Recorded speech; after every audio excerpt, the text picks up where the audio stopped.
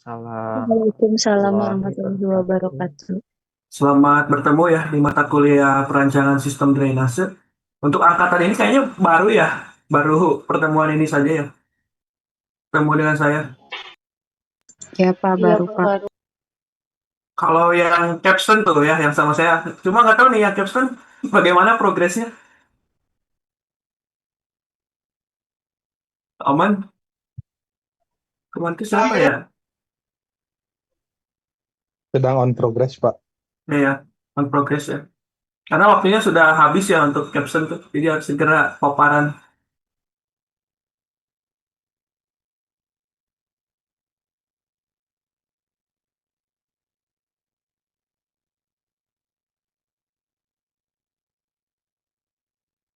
Ya, kita mulai. Eh, jadi untuk mata kuliah perancangan sistem drainase ini sebenarnya sih harusnya mulainya di minggu kemarin ya. Cuma saya kemarin masuk Zoom 30 menit gak ada yang join sama sekali gitu. Jadi kemarin saya ke Pak Ajis gitu ya. Takutnya ada yang belum tersampaikan. Jadi saya kemarin inisiatif buat grup di-share ya ke Pak Ajis gitu. Gitu. Jadi untuk pertemuan pertama kita mulai hari ini ya. Nah, di pertemuan pertama ini mungkin masih apa ya, pengenalan gitu ya, pengenalan. Lalu akan saya sampaikan tentang konsep drainase berwawasan lingkungan seperti itu ya. Dan juga nanti saya akan menyampaikan bahwa di perancangan sistem drainase ini ujiannya itu adalah paparan ya, paparan tugas besar. Jadi nanti ada buat per kelompok gitu ya. Satu kelompoknya itu 4 orang dan akan mengerjakan atau merencanakan ya, merencanakan drainase kawasan, baik itu mau drainase kawasan perumahan gitu ya, ataupun kalau kemarin itu ada yang mengerjakan area industri juga ya, area industri lalu area listrik lah ya, instalasi listrik seperti itu. Jadi nanti silakan boleh dibentuk saja kelompoknya gitu ya. Satu kelompok itu 4 sampai 5 orang gitu. Nanti saya akan coba tampilkan gitu ya contoh tugas besar yang angkatan sebelumnya. Gitu. Oke, untuk pertemuan pertama di sini terkait konsep drainase berwawasan lingkungan. Oh ya, sebelumnya mungkin perkenalan sedikit ya. Jadi nama saya Willy Cahadi Putra Gunawan. Saya alumni Teknik Sipil Unjani juga tahun 2016 gitu ya. Dan eh, ya memang bidang saya fokus di bidang sumber daya air gitu ya. Di bidang sumber daya air, fokus penelitian saya itu di bidang banjir gitu ya. Seperti itu. Kemarin saya dapat kesempatan juga untuk jadi peneliti peneliti tamu di Kyoto University terkait model banjir di Indonesia gitu. Nah, untuk rencana pertemuan dari mata kuliah perancangan sistem drainase ini sebenarnya jumlah pertemuannya ada 16 yang untuk kelas yang reguler pagi. Cuma kalau untuk kelas kerja sama Polban mungkin jumlah pertemuannya akan lebih sedikit ya, karena terkait waktu kalau saya lihat.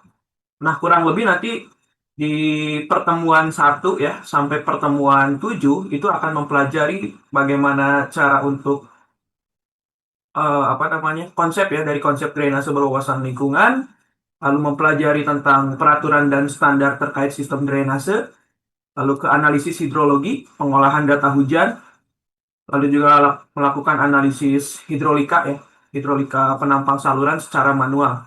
Nah, ini sampai UTS. Setelah UTS nanti mungkin akan masuk ke pembahasan software ya.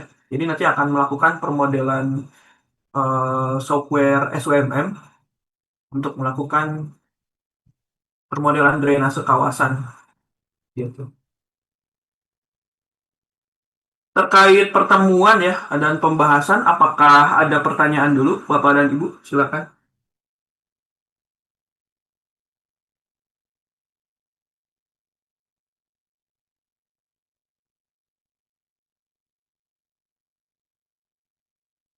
Silakan jika ada pertanyaan terlebih dahulu.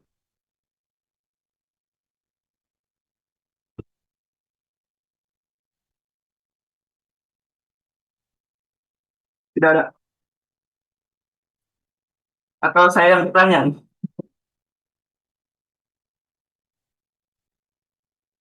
Coba ya.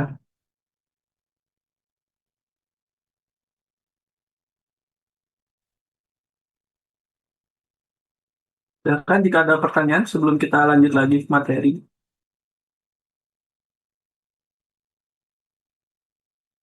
Dulu waktu di apa ya di kuliah D3 ya mungkin ya Bapak Ibu di sini ya pernah belajar tentang analisis hidrologi atau hidrolika Bapak dan Ibu?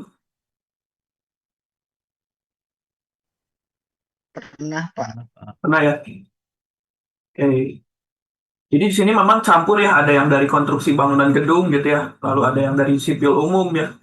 Lalu kemarin saya cek juga ada yang dari keairan juga ya.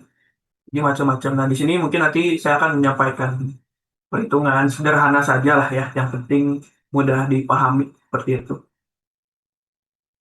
Terus kalau menggunakan aplikasi SWMM, ada yang pernah untuk merencanakan drainase? Belum ya? Ada yang pernah? Belum pernah, Pak. Belum pernah ya? Nanti Eh, belum ya? Oke, nanti saya waktu akan D3 pernah, Pak. waktu apa? Waktu D3 pernah praktikum software SWMM sama HKS sama Oh, HKM nah, HMS juga, Pak. oh, EKMS juga pernah. Oke, berarti udah ini ya. Ya, Nanti tinggal dimantapkan lagi aja gitu. ya, Pak, mungkin perlu didiskusikan lagi soalnya saya karena kerjaannya nggak pakai Oh ya, software analisis hidrologi ya mungkin perlu bimbingan lagi, Pak. oke. Oke, jadi beberapa sudah ini ya, sudah pernah gitu mempelajari. Tinggal nanti akan saya sampaikan lagi lah tutorial untuk SWMM-nya. Nanti setelah UTS ya untuk SWMM. Cuma kalau sebelum UTS, nanti kita akan belajar mengolah data hujan ya dari data mentah gitu menjadi data siap input gitu ya untuk nanti software SWMM. Oke, selanjutnya kita mulai masuk ya. Nah, jadi Bapak Ibu bisa lihat ya di sini. Sekarang kita bisa apa ya, sering mendengar juga lah dari berita ya. Sekarang intensitas curah hujan sedang tinggi gitu ya. Sering terjadi banjir di mana-mana ya. Kalau di daerah saya nih terkenal banjir tuh daerah Kopo ya. Mungkin Bapak Ibu di sini ada yang tinggal di Kopo gitu ya. Sudah terkenal lah ya. Ya banjir gitu ya. Banjir, macet gitu ya. Jadi orang Kopo tuh biasanya terkenal dengan kesabarannya gitu ya. Nah, jadi eh, kalau kita berbicara banjir ya, banjir itu banyak kategorinya gitu ya. Ada banjir yang disebabkan oleh limpasan dari sungai gitu ya. Ada banjir akibat buruknya drainase kota ya. Jadi biasanya disebut dengan banjir lokal seperti itu. Dan juga ada yang disebut dengan banjir bandang gitu ya. Kalau banjir bandang itu biasanya banjir yang memiliki kecepatan yang cukup tinggi ya dan juga membawa debris gitu ya ataupun sedimen ya, batu-batuan dan lain-lain seperti itu. Nah, kalau kita lihat seperti pada gambar di sini, nah seperti pada gambar di sini, ini bisa kita indikasikan ya bahwa kejadian banjir ini akibat buruknya gitu ya, buruknya drainase di kawasan tersebut ya. Entah itu akibat dari kapasitasnya yang berkurang, akibat sedimentasi, sampah yang menumpuk ya, atau misalnya perencanaannya kurang baik ya, akibat mungkin ketika merencanakan kapasitasnya terlalu kecil gitu ya, ataupun kesalahan dalam merencanakan kemiringan dasar saluran gitu ya, seperti itu. Nah, selanjutnya yang biasa terjadi itu akibat dari meningkatnya intensitas hujan ya. Karena sekarang ini kan kita mengenal ya bahwa bumi yang kita tinggal ini mengalami global warming gitu ya. Global warming, lalu perubahan iklim ya, dan mempengaruhi intensitas hujan gitu ya. Jadi semakin tinggi kenaikan suhu, ini berdasarkan hasil penelitiannya IPCC ya dari International Panel Climate Change gitu, bahwa terdapat peningkatan intensitas hujan gitu. Jadi biasanya dalam studi hidrologi sekarang ya, dalam menganalisis hujan rencana ataupun debit banjir rencana itu biasanya kita korelasikan dengan peningkatan intensitas hujan. Jadi nanti dikalikan faktor lagi gitu ya untuk hujan rencananya. Gitu. Oke. Nah, permasalahan selanjutnya yang memperparah keadaan tersebut yaitu adalah perubahan tutupan lahan, ya.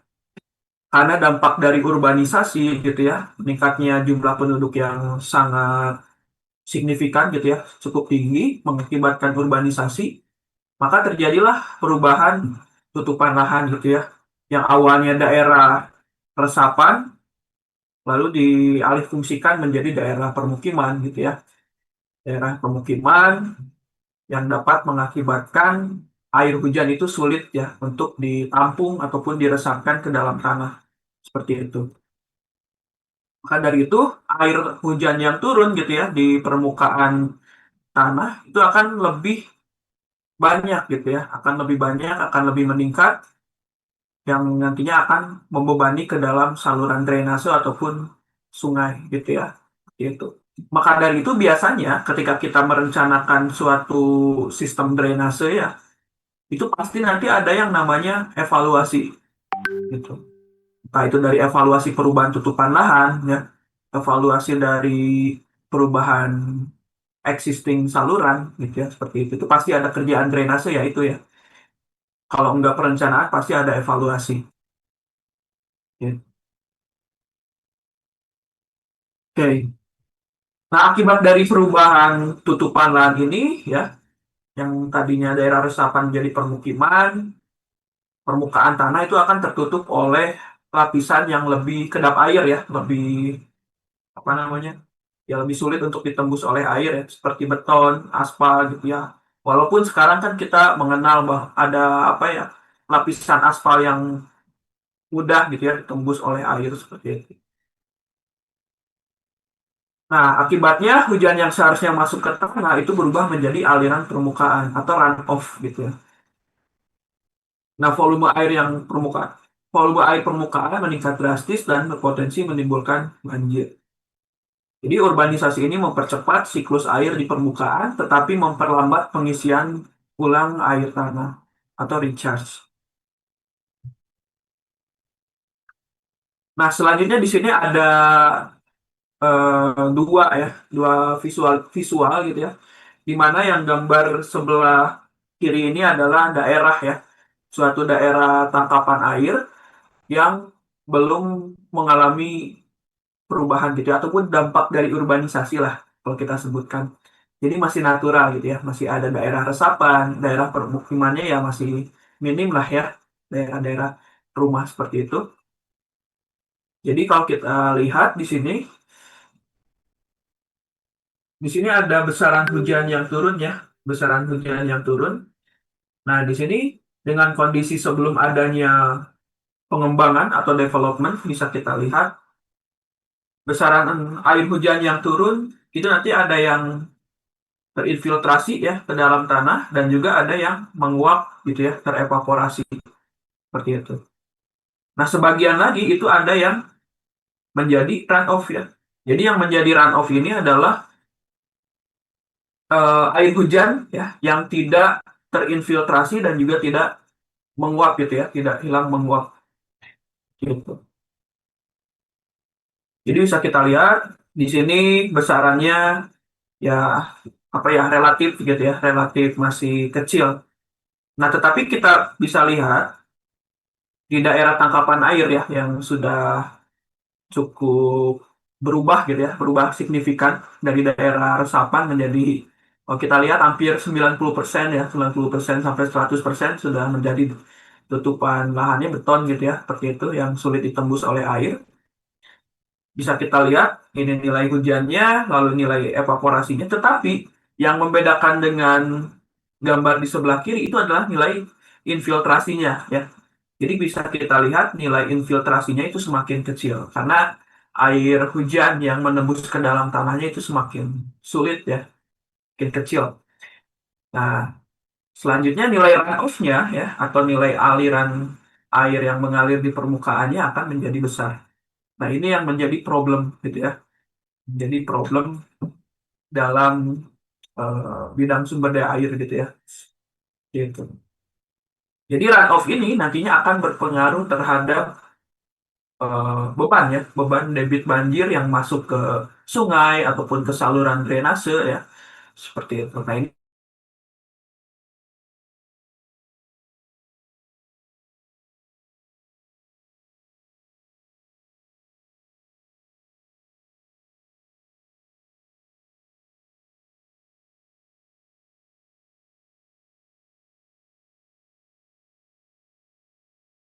besaran debit dan juga besaran debit terhadap waktu gitu ya. T-nya ini adalah waktu. Nah, jadi di sini ada dua kurva, ada yang warna merah dan juga ada yang warna biru. Di mana untuk yang warna biru ini adalah hidrograf untuk setelah pengembangan ya, dan yang warna merah ini adalah hidrograf banjir sebelum pengembangan. Jadi dapat kita lihat ketika sebelum pengembangan ya, besaran debit banjirnya itu tidak sebesar dengan debit puncak ya pada daerah yang mengalami pengembangan ataupun development gitu. Nah, hal ini itu dipengaruhi oleh ini berarti ya, dipengaruhi oleh perubahan tutupan lahan. Jadi cukup signifikan gitu ya, perubahan tutupan lahan ini. Oke, kita lanjut lagi. Nah, selanjutnya dalam perencanaan drainase ya, pendekatan yang biasa digunakan itu adalah air hujan. Air hujan itu dipandang sebagai aset ya. Ini kelewat deh. Air hujan itu dipandang sebagai aset dan sumber daya yang bernilai tinggi, sehingga perlu dikelola dengan baik untuk kesejahteraan masyarakat. Gitu. Nah, berbanding terbalik dengan pandangan tradisional gitu ya, yang ya zaman dulu lah ya.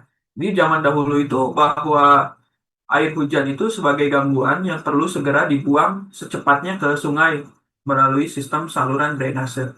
Jadi sekarang itu ada dua konsep ya, ada drainase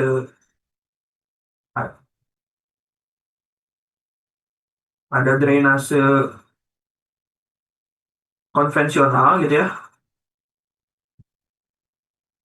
dan ada drainase berwawasan lingkungan.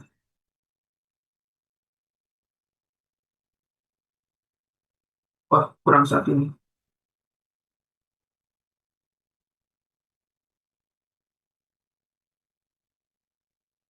Oke, berwawasan lingkungan gitu ya. Jadi kalau di drainase konvensional itu masih mengacu pada pandangan tradisional gitu ya, bahwa air hujan yang turun gitu ya, yang turun itu dianggap sebagai gangguan yang perlu segera dibuang secepatnya ke sungai melalui sistem drainase. Nah, sekarang itu kita diarahkan ya, diarahkan untuk ke arah drainase berwawasan lingkungan, di mana drainase berwawasan lingkungan ini ya, melalui pendekatan bahwa air hujan itu dipandang sebagai aset dan sumber daya bernilai tinggi gitu ya. Jadi air hujan yang turun nantinya sebisa mungkin itu kita tahan gitu ya. Kita tahan di sistem drainase gitu ya.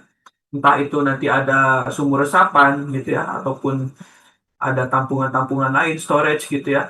Nanti di storage tersebut itu bisa dikelola ya untuk supply gitu ya, untuk supply air misalnya untuk cuci mobil dan lain-lain gitu ya, sebelum nantinya dibuang gitu ya ke daerah hilirnya ataupun ke sungai. Nah, jadi dengan konsep drainase berwawasan lingkungan itu diharapkan dapat mereduksi debit banjir dan juga menahan gitu ya, menahan debit banjir agar tidak membebani secepatnya ke sungai gitu ya, seperti itu, ataupun ke drainase di hilir.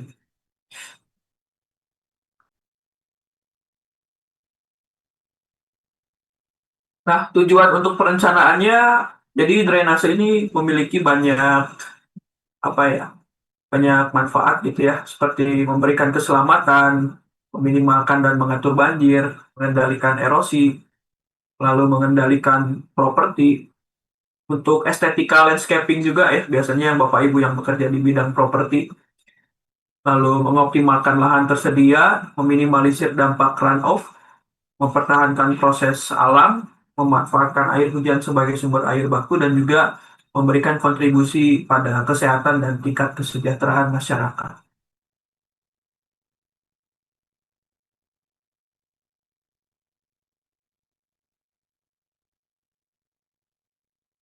Nah, ini tadi sebenarnya sudah disampaikan sekilas ya terkait drainase konvensional dan juga drainase berwawasan lingkungan. Nah, ini prinsipnya tadi ya, bahwa drainase konvensional itu dirancang bahwa air hujan itu harus cepat gitu ya, dialirkan keluar dari kawasan permukiman. Tetapi dengan adanya prinsip drainase konvensional ini, itu nantinya dapat menimbulkan dampak negatif ya terhadap kawasan di daerah hilirnya gitu ya. Karena dia prinsipnya itu membuang air secepatnya, otomatis nanti daerah yang ada di bawahnya gitu ya ataupun di daerah hilirnya akan menerima beban yang lebih besar gitu ya. Nah, untuk meminimalkan dampak negatif tersebut, sekarang kita diarahkan gitu ya untuk merencanakan dengan ekodrain atau drainase berwawasan lingkungan. Sebenarnya di drainase berwawasan lingkungan itu tadi ya di SNI tahun 2014 gitu ya, nanti coba dicek bahwa dalam saluran drainase itu harus bisa menahan gitu ya, menahan selama mungkin kalau bisa ya, dan airnya bisa dimanfaatkan. Intinya seperti itu.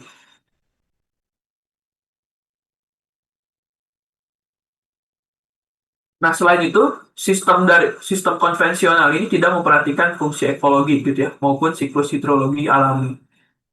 Jadi air dianggap sebagai limbah yang harus dibuang, bukan untuk sumber daya yang harus dikelola. Akibat lainnya itu adalah penurunan kualitas air ya.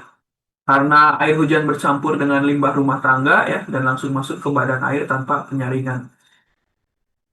Nah, di kita rata-rata drainase itu masih terintegrasi ya, antara drainase air hujan dan juga drainase air limbah ya, baik itu dari rumah tangga ataupun industri. Jadinya nanti buangan airnya ke sungai itu akan menjadi eh, kurang baik ya, kualitas airnya akan menjadi kurang baik. Makanya biasanya di industri-industri itu ada pengolahan ya, pengolahan air limbah atau PAL tersebut. Setelah itu baru boleh dibuang ke sungai. Nah, kalau di luar negeri ya, di negara-negara maju itu biasanya sistem drainase itu sudah terpisah. Baik itu antara drainase drainase untuk air hujan ya, dan juga drainase untuk limbah. Contohnya di Jepang ya, kalau di Jepang itu kan kalau kita lihat drainasenya airnya bersih-bersih gitu ya. Bahkan ikan aja bisa sampai hidup gitu ya.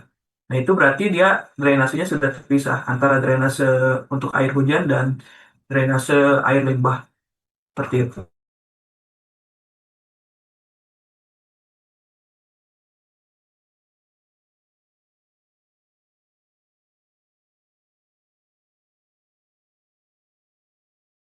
Nasional itu dia fokus untuk membuang air secepatnya.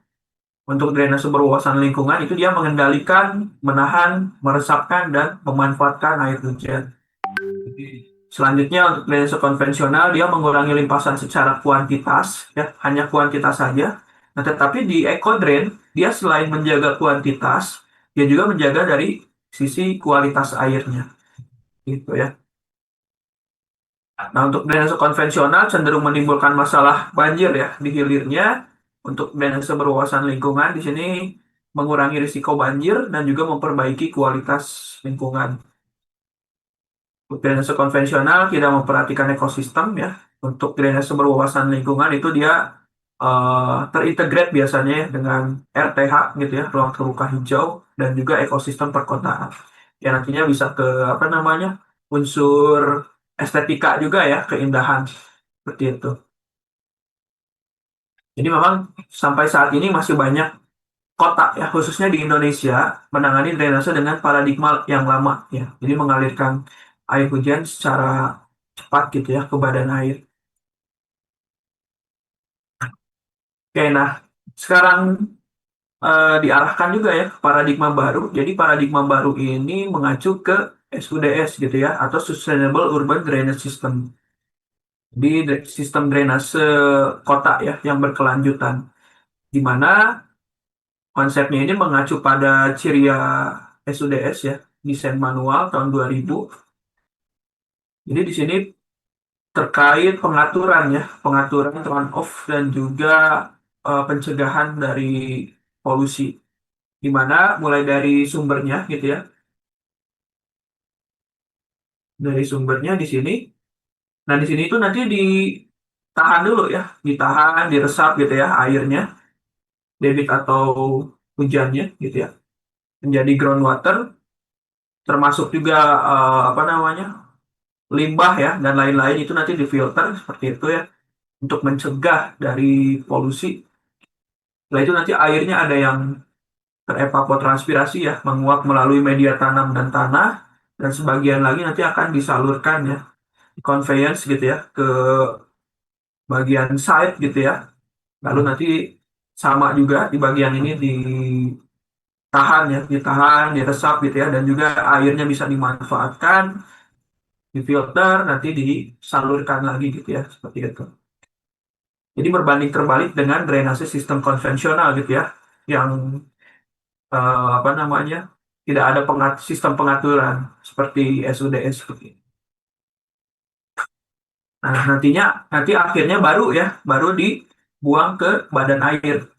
Nah, dampak positifnya dengan adanya paradigma baru ini nantinya beban yang dialirkan ke badan air ya, sungai itu akan eh, apa ya, tereduksi ya, tidak terlalu besar, dan juga akan waktunya gitu ya, waktunya bisa di manage gitu, waktu masuk air ke sungainya bisa di manage.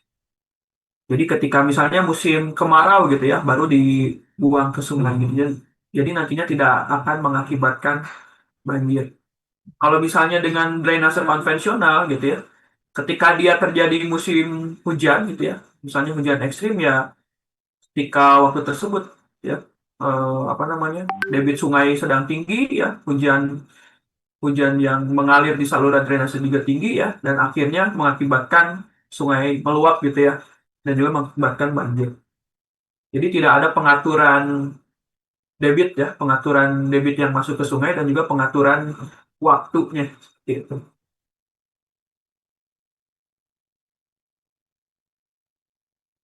Nah, selanjutnya untuk contohnya ya, contoh dari SUDS ini ada dari Irlandia gitu ya.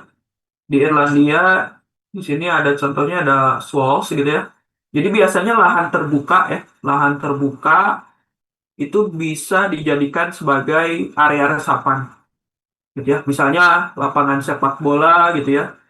Terus ya pokoknya lahan-lahan terbuka lah ya. Itu bisa dimanfaatkan sebagai daerah resapan untuk mereduksi runoff dengan Swales ini gitu ya. Lalu ada retention pond juga ya. Ada detention basin, green roof juga gitu ya. Mungkin di kita masih belum banyak ya terkait green roof. Cuma memang di green roof ini perlu ada apa ya? Perlu ada spesial lah ya dalam, biasanya kan di rumah-rumahnya kalau kita lihat di gambar di sini rumahnya menggunakan atap dak gitu ya. Nah, itu khawatir berpotensi bocor juga gitu ya. Jadi perlu ada desain dak yang mungkin cukup tebal ya, dan cukup sulit untuk ditembus oleh air agar tidak bocor ya, dan juga mungkin dilapisi oleh lapisan anti air. Selanjutnya, nah mungkin yang sudah banyak juga ya di Indonesia itu ada permeable paving ya, atau menggunakan paving block. Jadi paving block itu sekarang banyak juga apa namanya, jenisnya ya. Ada yang pori-porinya cukup besar juga gitu ya. Nah, nantinya bisa mudah untuk ditembus oleh air. Lalu ada bioretention strip dan juga rain garden. Nah, jadi dengan SUDS ini ya, atau Sustainable Urban Drainage System, lalu Low Impact Development ya, dan juga Water Sensitive Urban Design, intinya nanti dia mengelola air hujan gitu ya, sebagai bagian dari siklus hidrologi. Jadi prinsipnya nanti mengendalikan limpasan air hujan, memaksimalkan infiltrasi, lalu meningkatkan kualitas air, dan juga mengintegrasikan dengan tata ruang kota. Seperti itu. Nah, ini contoh lain ya dari fasilitas penahan air hujan. Jadi ada permeable pavement gitu ya. Ada ya banyak ya, ada rain garden juga, dan juga green roof seperti itu.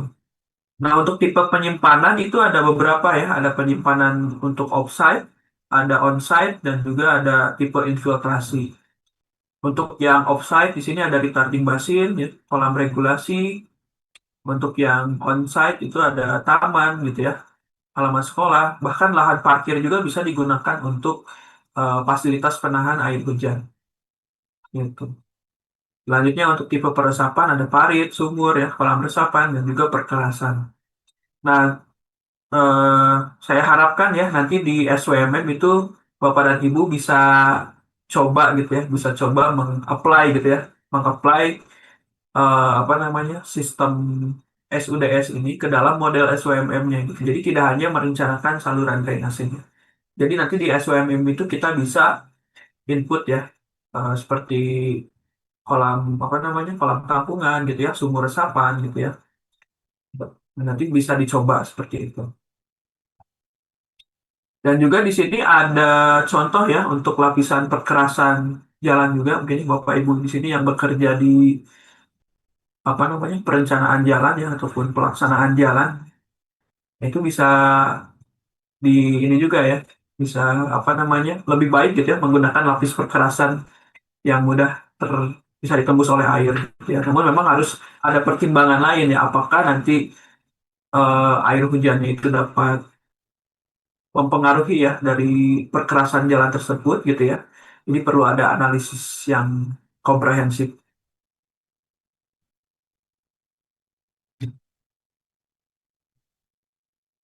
Nah, selanjutnya kendala perencanaan dari SUDS ini ya. Yang pertama itu adalah masih terbatasnya pedoman ataupun panduan ya, lack of guidance gitu, khususnya di Indonesia. Jadi biasanya kalau kita mengkaji ya SUDS di Indonesia itu menggunakan pedoman dari luar negeri gitu ya, entah itu dari Irlandia atau dari Singapura ya. Singapura itu ada namanya pedoman ABC Guidelines gitu ya, Water Guidelines itu. Nah selanjutnya yang keduanya itu adalah not wanting to be first. Jadi nggak mau yang pertama gitu ya, tidak mau memulai gitu untuk menerapkan sistem drainase berkelanjutan. Jadi ya udah gitu ya, masih paradigma yang lama gitu, masih konvensional. Selanjutnya yang ketiga adalah missing or competing information gitu ya. Jadi masih terbatasnya terkait informasi ya, data-data mungkin ya, dan lain-lain. Yang keempat ini masih sama ya, panduan teknisnya gitu ya, masih kekurangan atau keterbatasan. Yang kelima adalah difficult to retrofit. Jadi masih sulit ya, untuk apa ya, mengkonversi jadi yang versi lebih mudah lah seperti itu ya. Yang terakhir adalah permasalahan untuk jangka panjangnya seperti itu. Nah, untuk isu strategisnya di sini yang pertama ya, ketegasan fungsi drainasenya. Ini memang di kita di Indonesia itu drainase ya tergabung ya, masih digabung belum terpisah antara grey water ataupun dari air hujan seperti itu. Jadi itu masih menjadi masalah. Selanjutnya adalah pengaturan fungsi lahan basah, lalu pengendalian debit puncak, penanganan drainasenya belum terpadu dan kelembagaannya mungkin ya dan kelengkapannya masih kurang gitu. Nah, selanjutnya di sini ada pergeseran juga ya paradigma pengelolaan air tadi dari yang konvensional menjadi SUDS gitu ya berkelanjutan. Mulai dari konsep payung global ya dan kerangka kerja strategis, mulai dari NBS gitu ya, Eco DRR, Green Infrastructure dan juga Blue Green Infrastructure. Bentar ya. Dan selanjutnya ada juga terkait pendekatan desain ya dan perencanaan perkotaan, mulai dari LID, BMP, ya, SUDS gitu ya. Nah, ini yang kemarin baru saya kaji juga di Kota Jakarta gitu ya. Sekarang mulai apa namanya masuk ya ke kajian drainase berkelanjutan gitu ya dengan SUDS, LID gitu ya. Gitu. Dan yang terakhir ada juga program dan filosofi skala lanskap gitu ya, mulai dari Sponge City gitu ya, ABC Water dan Room for the River ya. Dan sekarang itu mulai juga ke Building with Nature gitu ya. Gitu.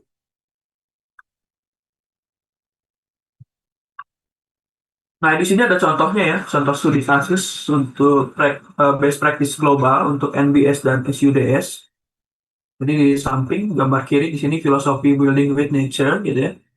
Di mana building with nature ini merupakan cara pandang untuk memanfaatkan proses dan kekuatan alam gitu ya, sebagai bagian integral dalam mengatasi tantangan terkait air. Di sini contohnya pemerangkap sedimen ya, dengan apa ya, dengan bambu ya. Jadi menggunakan apa namanya, ya dari bahan alami ya gitu. Lalu untuk SUDS ini merupakan pendekatan praktis ya dalam pengelolaan air hujan dengan tujuan pembuangan air ya secepatnya dengan mengelola limpasan hujan sedekat mungkin dengan sumber. Nah, di sini untuk SUDS itu ada 4 pilar. Ada water quantity, water quality ya, ada amenity dan juga biodiversity. Untuk water quantity ini ya tadi ya untuk mensupport gitu ya, mensupport pengaturan untuk bahaya banjir ya, dan juga untuk mengatur dan memproteksi dari siklus air alami ya, dan juga mengatur kuantitas dari runoff. Lalu yang kedua ada water quality untuk mengatur kualitas air gitu ya, untuk mencegah dari menjadi polusi seperti itu ya, ya terkait limbah kalau ini. Selanjutnya yang ketiga ada amenity ya. Amenity ini untuk membuat ya tempat yang lebih baik ya untuk orang-orang. Dan yang keempat adalah biodiversity gitu ya. Untuk ini ya hampir sama lah ya, membuat tempat yang lebih baik gitu ya, sustain berkelanjutan untuk alam seperti itu ya. Jadi tidak hanya untuk manusia dan tapi juga untuk alam. Ini ada studi kasus juga ya di Belanda. Jadi di sini di Belanda ini Room for the River gitu ya. Untuk Room for the River ini ya pendekatannya ini ya mengadopsi dari pemberian ruang yang lebih banyak untuk sungai gitu ya demi meningkatkan kapasitas sungai. Jadi sama ya halnya dengan drainase gitu ya. Jadi diberikan ruang juga gitu ya kalau bisa gitu ya untuk apa namanya ya, kalau misalnya airnya meluap gitu ya bisa ada space untuk area resapannya gitu ya seperti itu. Nah, yang ini menjadi salah satu permasalahan di kita juga di Indonesia gitu ya, di mana sempadan sungai dijadikan lahan untuk rumah gitu ya, rumah warga. Padahal itu fungsinya untuk ruang untuk banjir seperti itu ya, atau floodplain biasanya. Nah, selanjutnya ini di Singapura ya. Singapura itu kan ada yang namanya pedomannya itu ABC ya, ABC water. Jadi ABC itu adalah active ya, beautiful and clean gitu. Gitu. Nah, ini contohnya di Jurong ya. Di Jurong, lalu ada di Grove Drive, di Balam, dan juga di Ulu Pandan. Jadi memanfaatkan apa ya, seperti tumbuh-tumbuhan gitu ya, untuk menambah unsur estetika gitu ya, selain dari fungsinya untuk mengelola air. Ini contoh juga sama dari ABC Water ya, mulai dari skema elemen catchment, lalu ada bioretensi, ya, ada wetlands, dan juga penerapan integrasi pada bangunan dengan atap hijau. Nah, ini menarik juga nih kemarin ya. Kalau nggak salah angkatan Ika Polban yang pertama ya, ada yang topiknya itu mengambil tentang apa namanya, green roof ya, green roof pada struktur gedung. Jadi selain analisis struktur gedung, itu dia menganalisis juga apa namanya, debit ya, debit atau air hujan yang eh, direduksi ya oleh green roof ini. Nanti bisa dicek gitu ya, debit yang masuk ke drainasenya berkurang atau misalnya stabil gitu atau stagnan. Tapi dari hasil kemarin itu berkurang gitu ya dengan green roof ini. Jadi debit banjir yang masuk ke drainasenya minim seperti itu. Nanti pengaruhnya ya, dampak positifnya adalah ke saluran drainasenya ya. Jadi tidak perlu didesain dengan dimensi yang cukup besar dengan adanya green roof ini. Lalu ada skema ruang terbuka publik dan juga taman hujan konvensional. Ini contoh lagi ya untuk peningkatan sistem pengaliran dan tampungan atau conveyance. mulai dari penghijauan dinding ya di Wampu Street, dan juga naturalisasi sepanjang Sungai Kalang di Singapura. Oke, mungkin itu untuk materi hari ini ya, terkait eh, drainase ya, konsep drainase berwawasan lingkungan ya dan berkelanjutan. Mungkin sebelum ditutup ya, ada pertanyaan dulu dari Bapak dan Ibu, silakan. Izin Pak Willy. Ya, silakan Pak Ya Denis. Pak. Ya, perkenalkan Pak Willy, saya Denis. Ya, izin berbagi aja mungkin ya. Ya, Saya kan sekarang home base-nya di Jakarta, ya, Pak Willy. Terus biasa operasional itu dari Jakarta Barat ke Jakarta Selatan. Nah, di situ saya lihat di daerah Lebak Bulus itu kan sempat ada tuh waktu zaman gubernurnya Anies ya, itu kan ada ini ya, jalan sumur Sapan. Nah, apakah ya, pertanyaan pertama yang saya tanyakan, apakah itu bagian dari drainase yang berwawasan lingkungan? Terus yang kedua, eh, apakah efektif terkait ini ya, sumur Sapan di area perkerasan lentur ya, di daerah jalan langsung, dan yang menyebabkan kemungkinan eh, bukan hanya ini ya orang teknik sipil ya, mungkin masyarakat luas pun agak risau gitu di daerah jalan yang ada yang di plotting terdapat sumber resapan. Jadi kan eh, secara kenyamanan itu kan pasti berkurang. Nah itu sih mungkin Pak Willy bisa punya perspektif atau pandangan yang lebih komprehensif mungkin ya, karena Pak Willy kan ada di bidangnya mungkin ya. ya, Terima ya, kasih. ya, terima kasih Pak Denis.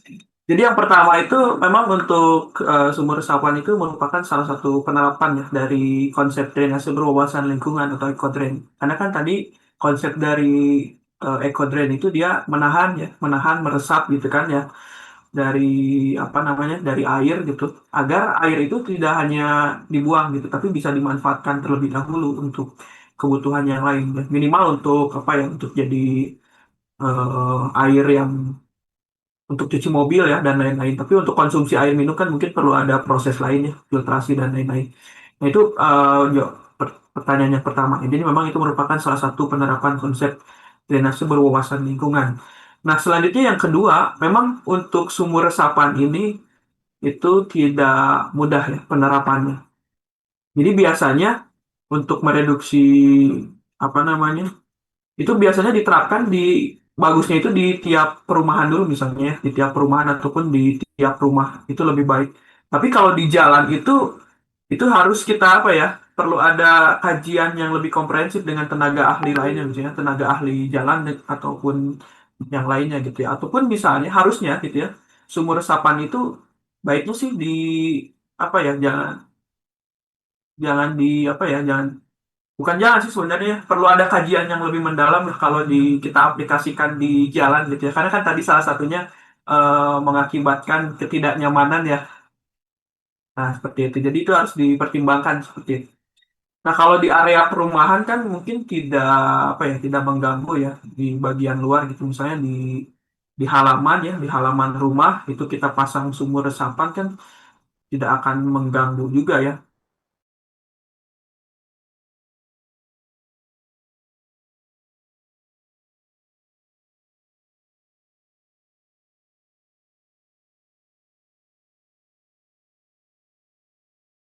Ini baik lagi. Cuma kalau nggak salah untuk apa namanya, sumur resapan yang di oleh Pak Anies ini nggak berlanjut ya programnya gitu Iya, atau. sebenarnya sih tetap ada ya, cuman Mhm.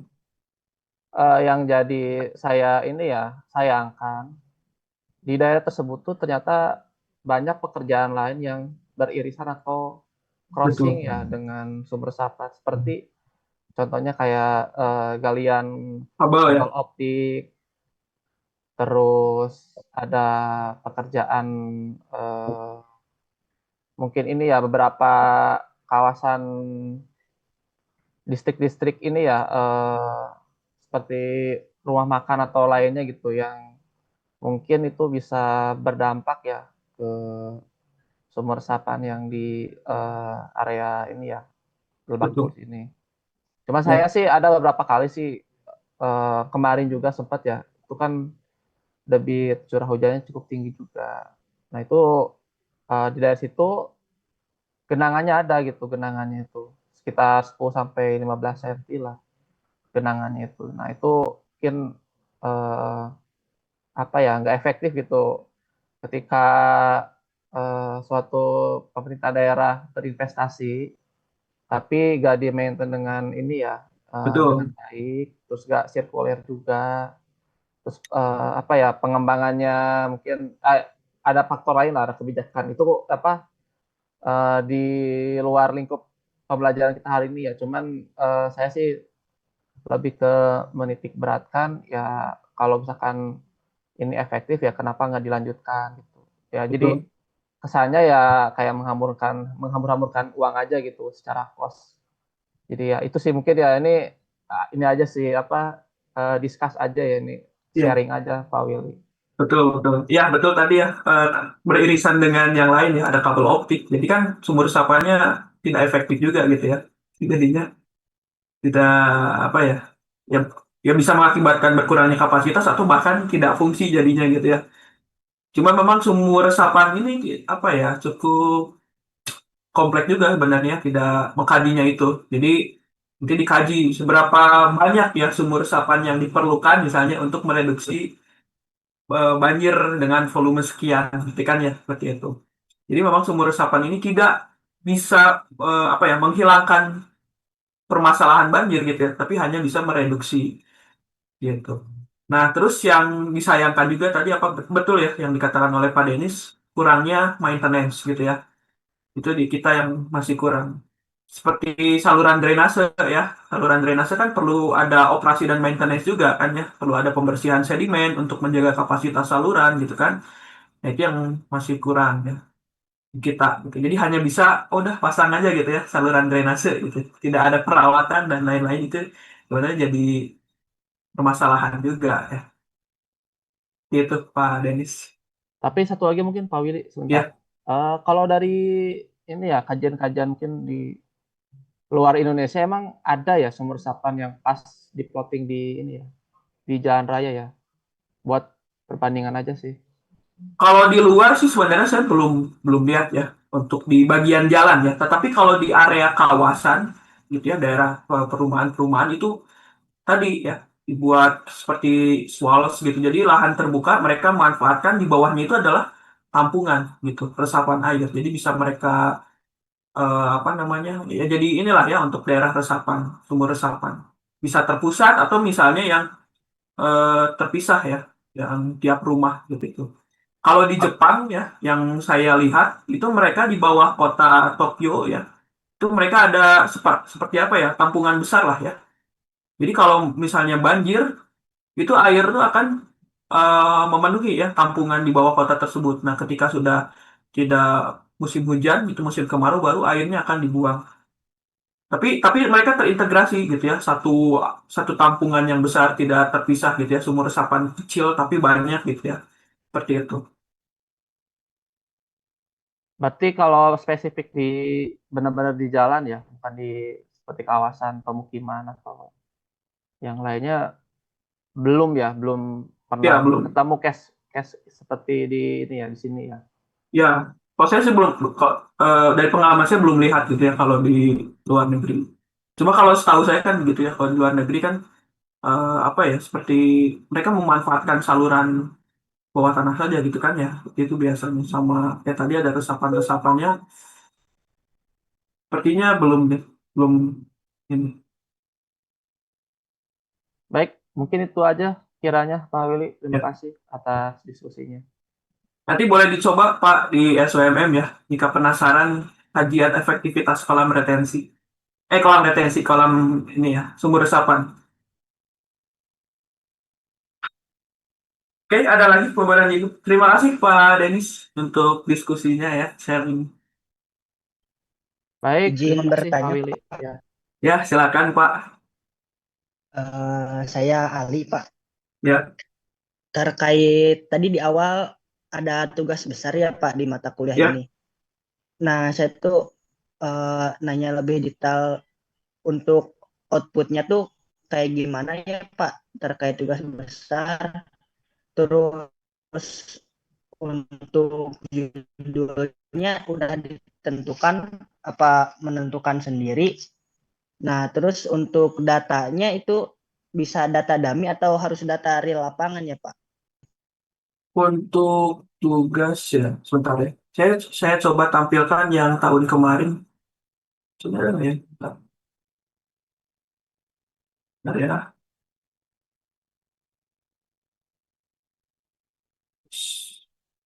Oh, di sini. Nah, ini contoh untuk yang tahun kemarin ya. Yang tahun kemarin, angkatan kemarin, drainase. Jadi nanti tugasnya itu adalah merencanakan drainase kawasan, gitu ya. Sistem drainase kawasan. Nanti silakan bebas milih gitu ya, mau studi kasusnya mau perumahan ataupun kawasan industri gitu ya. Silakan. Kalau di sini mereka kemarin ini salah satu kelompoknya ya, memilih untuk perancangan sistem drainase pada perumahan TKI ya, Taman Kopo Indah. Nah, nanti tugasnya kurang lebih seperti ini gitu ya. Ini lokasinya ya. Jadi nanti silakan pilih lokasinya ya, mau di mana bebas gitu ya. Perumahannya. Selanjutnya nanti di petanya ya, buat peta gitu. Ada sungainya juga. Nanti kan perlu ada ini ya, titik outlet dari saluran drainasenya gitu. Jadi perlu ada informasi sungainya atau dibuang nanti dari saluran drainasenya kemana outletnya gitu ya. Seperti ini. Nah, lalu nanti dianalisis gitu ya. Catchment areanya, luasannya gitu ya. Berapa hektar. Lalu diidentifikasi ya, desain kriterianya dan periode kala ulangnya. Ini koefisien limpasan ya. Lalu nanti, nah ini analisis hidrologinya juga untuk ketersediaan data hujannya. Untuk data hujan, saya tuh punya ini data BHLK ya. Jadi nanti ada semacam bank data ya. Ini Bapak Ibu bisa akses gitu. Nanti saya kasih username dan passwordnya itu nanti data open source ya, bisa di-share. Atau kalau misalnya Bapak Ibu punya data hujan gitu ya, yang udah siap boleh silakan gitu ya. Ini di Dosen Geofisika Bandung. Nanti analisis dimensi saluran gitu ya. Nah, nanti tugasnya itu ada dua, ada analisis perhitungan manual dan juga desain menggunakan SWMM. Jadi nanti dibandingkan hasil perhitungan manual dan juga hasil permodelan. Seperti itu. Lalu ada ini ya, identifikasi arah aliran juga di sini. Bisa dilihat. Nah, ini ada perhitungan manualnya ya di sini. Penilaian kapasitas drainase, perhitungan parameter hidrologi di sini. Mulai dari catchment area sampai debit banjir rencananya ya. Tiap tiap daerah tangkapan air dianalisis. Perhitungan parameter hidrolika ya. Ini model SWMM-nya. Gitu ya. Lalu ini kan time series ya. Dari intensitas hujan gitu ya. Intensitas hujan. Nah, ini profil muka air. Nanti outputnya berupa seperti ini. Terlihat profil muka airnya gitu ya, yang menunjukkan dengan apa namanya, dengan dimensi yang direncanakan apakah aman atau misalnya masih kurang kapasitasnya gitu ya. Jadi nanti bisa dicek dari profil muka air ini. Lalu juga diidentifikasi ya kapasitas maksimum dan juga kecepatan aliran gitu kan. Nanti ada ya kecepatan izin maksimum dan minimum di drainase. Jadi nanti bisa diatur dari kemiringan dasar salurannya gitu ya. Seperti itu. Nah, itu paling. Nah, kalau kemarin ya, karena kan di SWMM itu sebenarnya data yang paling pentingnya itu adalah elevasi ya, elevasi. Kalau misalnya Bapak Ibu tidak punya data saluran data topografi gitu ya, jadi nanti elevasinya bisa mengacu dari elevasi Google gitu ya. Ini untuk latihan aja gitu ya. Walaupun nanti di project itu kita harus survei gitu ya, survei elevasi. Tapi kalau misalnya Bapak Ibu punya data topo gitu ya, itu boleh juga nanti gitu ya digunakan di tugas ini untuk elevasinya ya gitu. Itu mungkin Pak siapa Pak Ali ya tadi ya? Ya, Pak. Baik, terima kasih, Pak. Ya. Ada lagi? Bapak dan Ibu? Ya, Pak Hendrik. Hmm.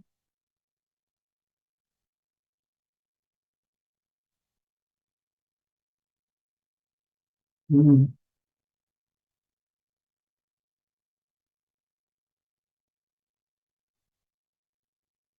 Ya,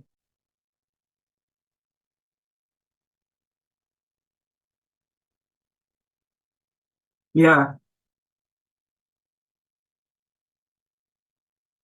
ya. Itu nanti bisa dicek dikaji Pak di modelnya gitu. Tetapi kalau misalnya kalau apa sebelum dikaji dengan sumur resapan masih bisa ditinggikan tidak salurannya Pak? Oh udah nggak bisa ya? Ya itu nanti harus dicoba ya karena kan keterbatasan lahan ya susah juga untuk perlebar sama ditinggikan. Nanti coba dikaji dengan sumur resapan bisa nanti Pak. Jadi Pak Hendri coba aja dimodelin yang itu ya Pak tugasnya.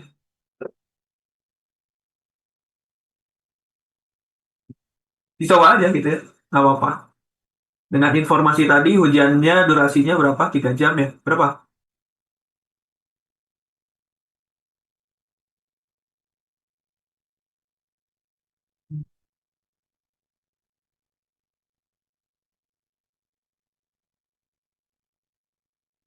Ya. Ya. Kalau kondisi existing salurannya apa ya? Saluran aliran air di salurannya itu lambat atau cepat, Pak? Oh, cepat ya. Ya, itu sih kapasitasnya kurang, Pak, indikasi yang pertama. Jadi perlu ditambah lagi kapasitasnya.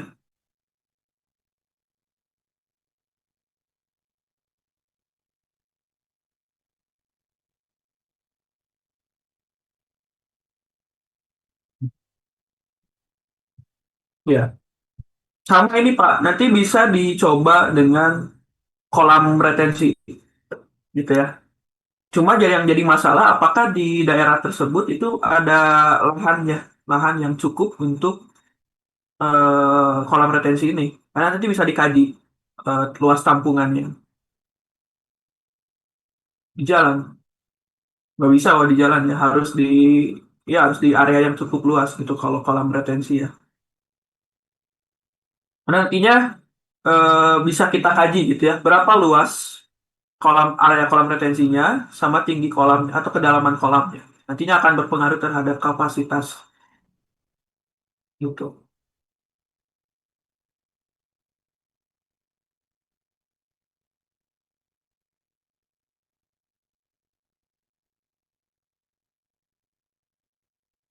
Iya.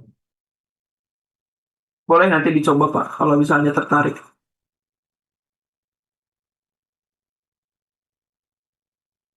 Ada lagi? Bapak ada lagi?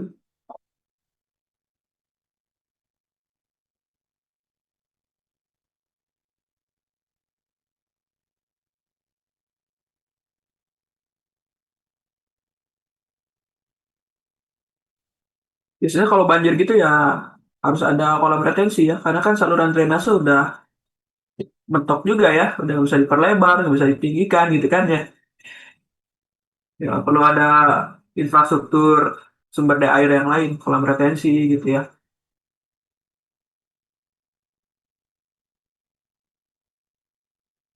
Oke, ada lagi pertanyaan kepada Niku? Nanti ini paparan UASnya gitu ya. Kalau UTS masih ujian tulis gitu ya. Nanti ada soal ujian tulis. Tapi kalau UAS full paparan gitu.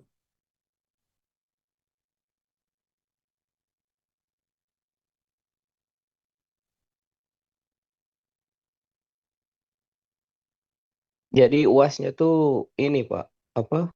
Paparan tugas akhir ini. Ya, UASnya paparan tugas akhir ini. Jadi nanti buat laporan dan PowerPoint ya. Itu grup itu ya Pak, Ya, 4 orang. 4 orang.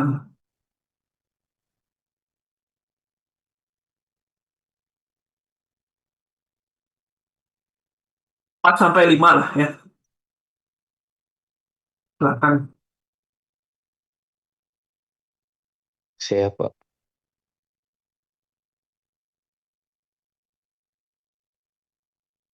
Kan ada pertanyaan lagi, masih ada nih waktunya Bapak Ibu sampai jam 9.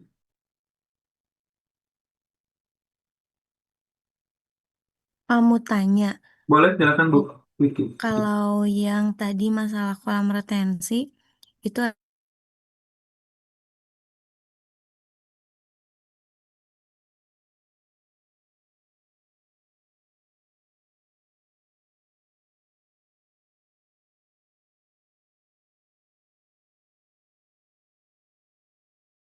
Itu adalah untuk luasan ya, atau luasan ataupun kedalaman dari kolam retensi itu di apa ya, dibuat beberapa alternatif. Nanti dicek terhadap genangan ataupun debit banjirnya, itu reduksinya. Seperti itu. Itu sih, Bu. Jadi tidak ada apa ya, acuan luasannya berapa gitu. Cuma biasanya yang diceknya itu terhadap kedalaman kolam retensinya, ada maksimumnya. Jadi tidak boleh terlalu dalam juga.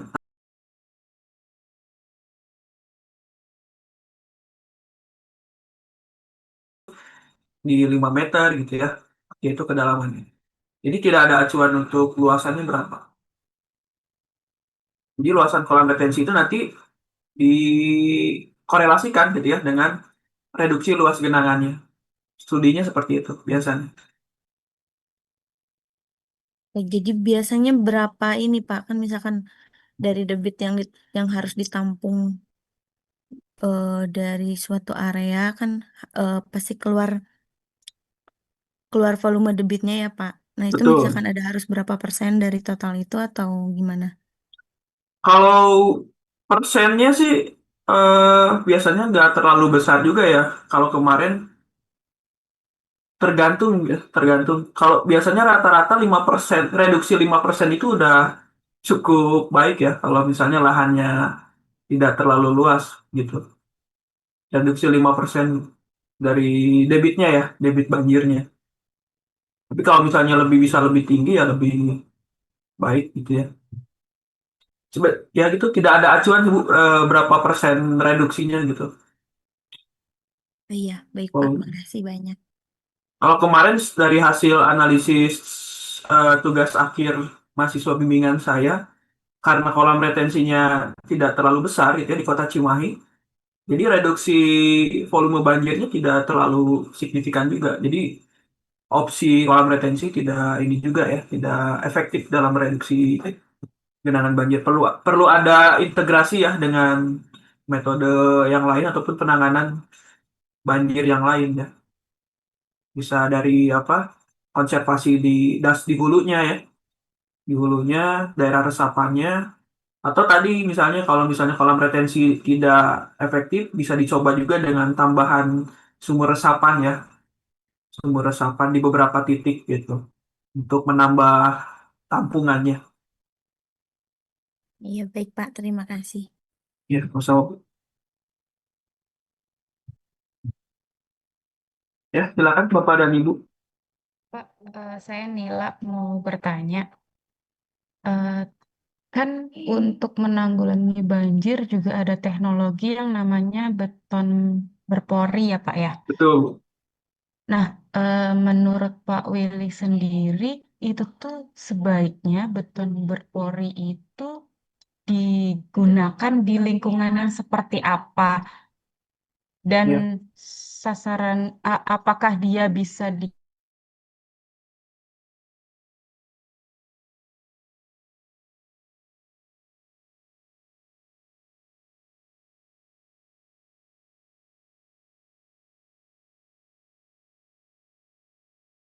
Sering terjadinya di daerah dataran rendah ya, ya daerah hilir lah seperti itu ya, daerah hilir. Nah jadi memang kalau misalnya mau menggunakan teknologi tadi beton yang memiliki pori-pori yang cukup inilah ya, bisa ditembus oleh air ya, bisa diterapkan tuh di perkotaan ya, terutama di daerah yang vulnerable gitu ya, atau sering terjadi banjir gitu ya, itu bisa diterapkan. Cuma yang perlu hati-hati itu nanti dianalisis strukturnya ya. Misalnya Bapak Ibu yang sering modelin struktur nih di SAP gitu ya.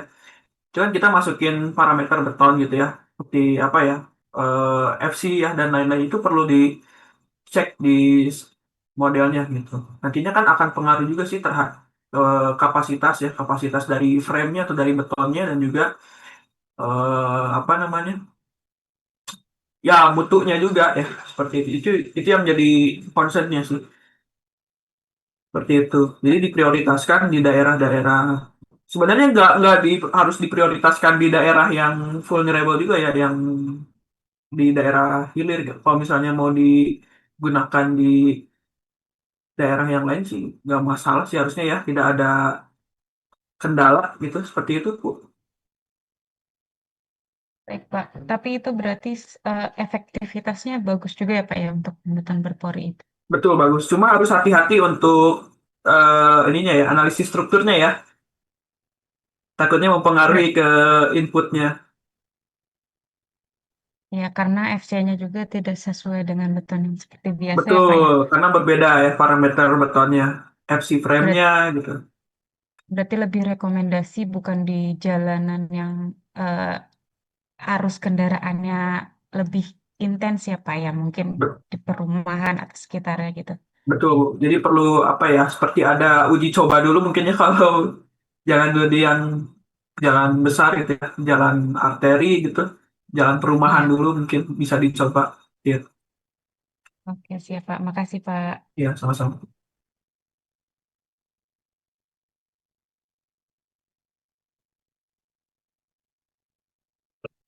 Silakan Bapak Ibu. Sini Bapak Ibu yang kerja di apa ya, di jalan gitu, untuk pavementnya ada yang pernah menggunakan lapisan yang apa ya, aspal atau fleksibel yang mudah ditembus oleh air atau bagaimana? Enggak, Pak. Saya baca-baca aja, terus tertarik akan itu. Terus kan kalau ngelihat dari eh, perkembangan mungkin perumahan ya, lebih ke perumahan itu sepertinya belum ada yang menerapkan. Jadi eh, kepikiran aja gitu sebenarnya dia tuh seefektif apa gitu, Pak. Ya, itu bisa jadi ini juga Bu, jadi topik untuk tugas akhir ya kalau tertarik gitu, kalau punya waktu ya. Tapi perlu ada ini apa, uji lab ya, uji laboratorium gitu. Oh, oke, oke, baik, Pak. Siap, Pak. Makasih, Pak. Ya, sama-sama.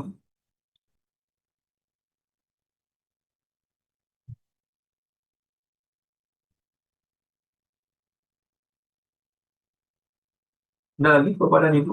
Silakan ya yang ingin sharing, kita sharing di sini. Sharing santai gitu ya. Mungkin Bapak Ibu lebih banyak pengalaman di lapangan dari saya gitu ya.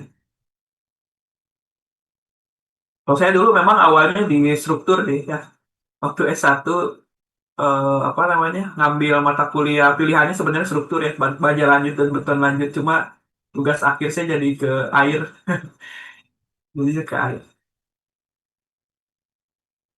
Gitu.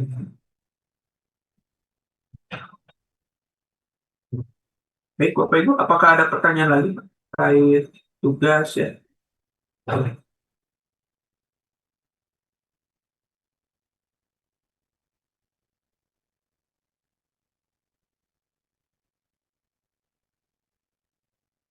Jadi nanti silakan ya dibentuk saja kelompoknya.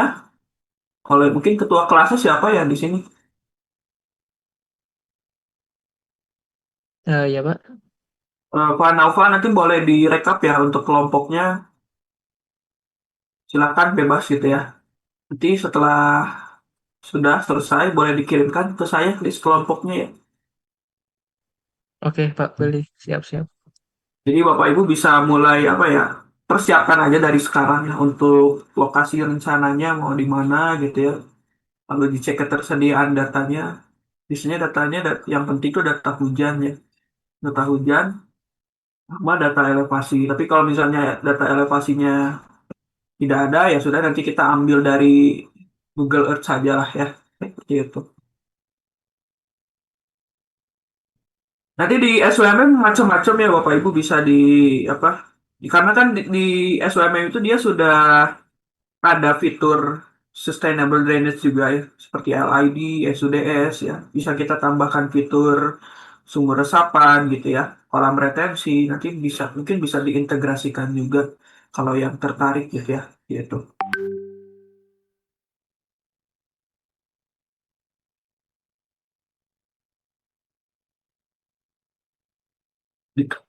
Ya, jadi dari pengalaman saya tadi dari beberapa pertanyaan, seberapa besar reduksi yang baik itu memang kalau di air itu kita tidak bisa apa ya menggunakan satu infrastruktur saja gitu ya.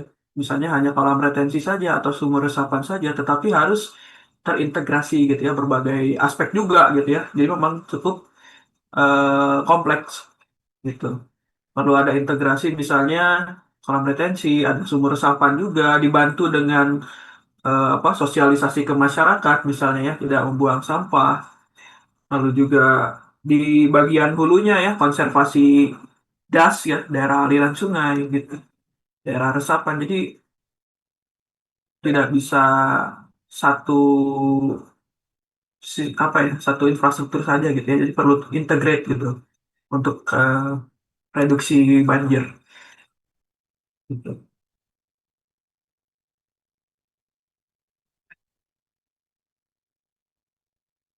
Itu tadi yang di Sumedang juga ya, perumahan Sumedang gitu ya.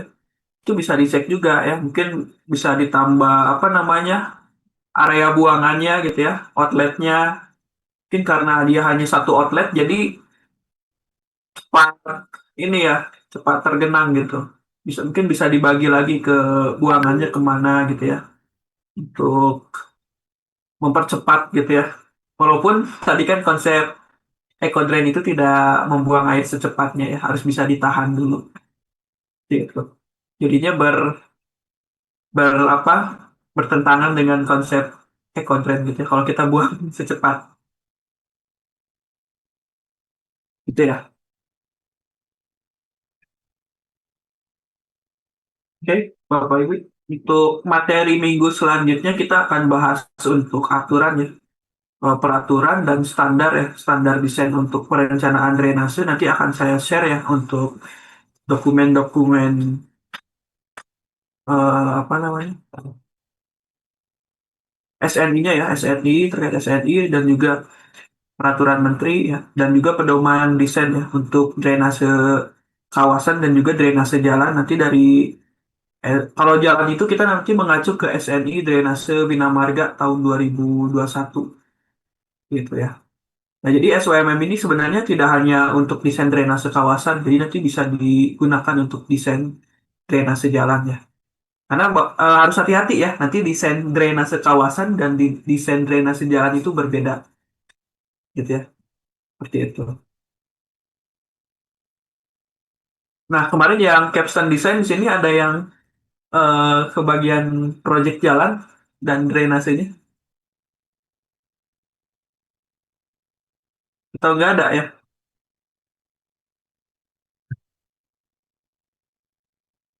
Jadi harusnya sebelum sebelum capstone ya ngambil mata kuliah drainase dulu harusnya. Ini kebalik ya, capstone dulu terus ke drainase. Oke, Oke, mungkin jika tidak ada pertanyaan, Bapak dan Ibu, untuk perkuliahan hari ini disukupkan ya. Terima kasih. Mungkin sebelum ditutup untuk absensi ya, apakah sudah bisa diakses di LMS? Sudah Pak, bisa. Dah ya, bisa.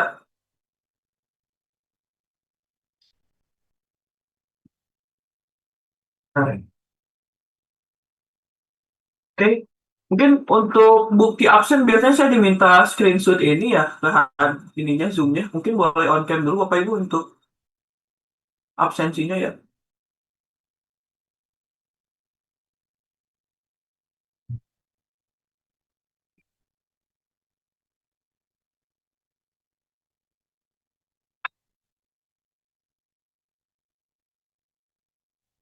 Ada ya.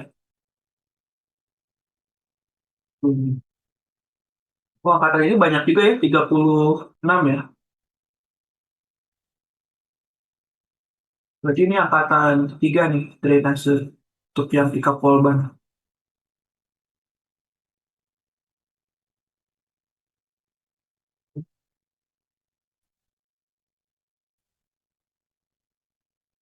Satu, dua, tiga. Oke, sip. Terima kasih Bapak Ibu ya yang sudah hadir pada pertemuan hari ini ya. Mohon maaf bila ada kesalahan ya. Jadi sampai berjumpa di pertemuan selanjutnya. Nanti kita banyak sharing dan discussion ya. Terutama Bapak Ibu yang mungkin lebih banyak pengalaman di lapangannya dari saya. Gitu ya. Terima kasih. Wassalamualaikum warahmatullahi wabarakatuh. Waalaikumsalam Waalaikumsalam warahmatullahi warahmatullahi wabarakatuh. wabarakatuh. Terima kasih, Pak. Ya, Terima kasih sama-sama. Pak Terima Willy. kasih, Pak.